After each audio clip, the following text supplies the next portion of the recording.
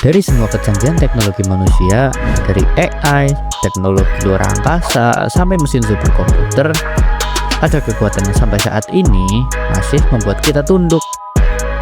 Alam bukan cuma tempat tinggal kita, tapi juga guru besar yang dengan tenang menunjukkan bahwa kita baru bisa meniru sebagian kecil dari kebesarannya. Inilah kisah tentang Humble Reminder, betapa menakjubkannya dunia tempat kita hidup. Mari kita mulai dari langit. Setiap kali kamu melihat kilatan cahaya di langit, ingat ini, satu sambaran petir bisa menyimpan energi setara lebih dari 1 miliar joule. Itu cukup untuk menyalakan satu rumah selama hampir 1 bulan. Dan menariknya, manusia sudah berabad-abad berusaha menjinakkannya. Tesla, Franklin, sampai ilmuwan modern semuanya bermimpi. Bisakah kita menyimpan energi petir? Jawabannya, secara teori bisa, tapi secara prakteknya ya diibaratkan kayak kita menangkap kucing pakai sumpit di tengah badai. Petir datang tanpa peringatan, kekuatannya tidak stabil dan suhunya bisa mencapai 30.000 derajat Celcius, yang mana itu 5 kali lebih panas dari permukaan matahari. Kita baru bisa menyalin sedikit dari kekuatan itu lewat energi listrik, tapi belum pernah benar-benar menguasai cara alam melakukannya. Dari langit, mari kita turun ke laut.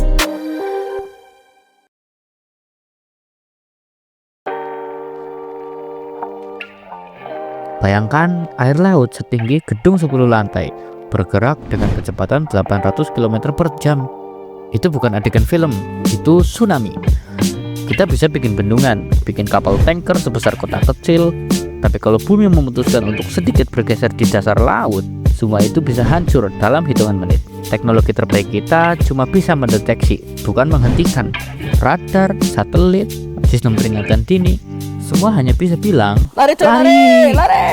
Dan anehnya, setelah air surut dan daratan hancur, tanah itu biasanya jadi lebih subur. Kehancuran dan kehidupan bersisian dengan tenang.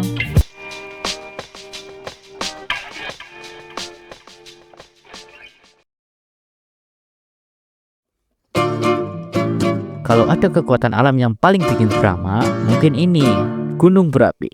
Dia bisa tidur selama ratusan tahun, lalu bangun cuma untuk bilang, "Hai, aku masih di sini, aku masih hidup loh." Satu letusan gunung berapi seperti Tambora pada tahun 1815 bisa menurunkan suhu bumi global selama 2 tahun penuh. Bayangkan, bumi dikontrol oleh satu gunung di Indonesia. Tapi dari kehancuran itu juga lahir sebuah kesuburan. Tanah vulkanik adalah salah satu tanah paling subur di dunia, tempat tumbuhnya kehidupan baru setelah bencana. Manusia bisa bikin bom atom, tapi tetap tidak bisa menciptakan sesuatu yang menghancurkan sekaligus menyuburkan seindah gunung berapi.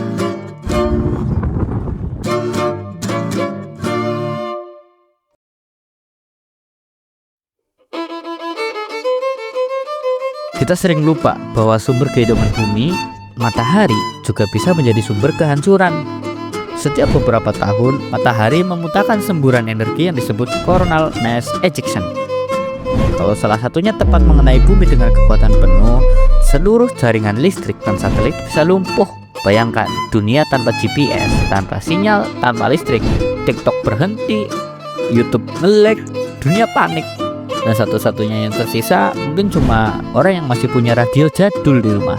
Tahun 1859, fenomena ini pernah terjadi, dikenal sebagai Carrington Event. Kabel telegraf terbakar dan langit malam menyala hijau terang di seluruh dunia.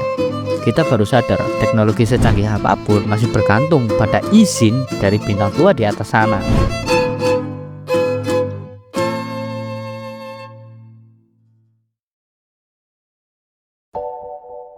Sekarang mari keluar dari bumi sejenak. Bayangkan, kita hidup di dekat lubang hitam. Di sana, waktu benar-benar melambat. 1 jam di tepi lubang hitam bisa berarti 7 tahun di bumi. Dan semua itu bukan sihir, itu hukum alam yang bahkan Einstein kagumi. Kekuatan alam yang bisa menekuk ruang dan waktu hanya karena massa. Manusia bisa membuat roket menembus atmosfer, tapi belum bisa membuat satupun mesin yang bisa melawan gravitasi. Kita baru bisa menari di permukaannya, belum bisa menguasainya. Kalau dipikir-pikir, teknologi bukan tandingan alam, tapi cerminan kecilnya. Kita belajar terbang dari burung, belajar sonar dari kelelawar, belajar pendinginan dari gurun, belajar jaringan dari hutan. Mungkin tujuan teknologi bukan untuk mengalahkan alam, tapi untuk memahami caranya bekerja dan hidup lebih selaras dengannya. Karena pada akhirnya kita bukan penguasa bumi, kita hanyalah murid yang sedang belajar darinya.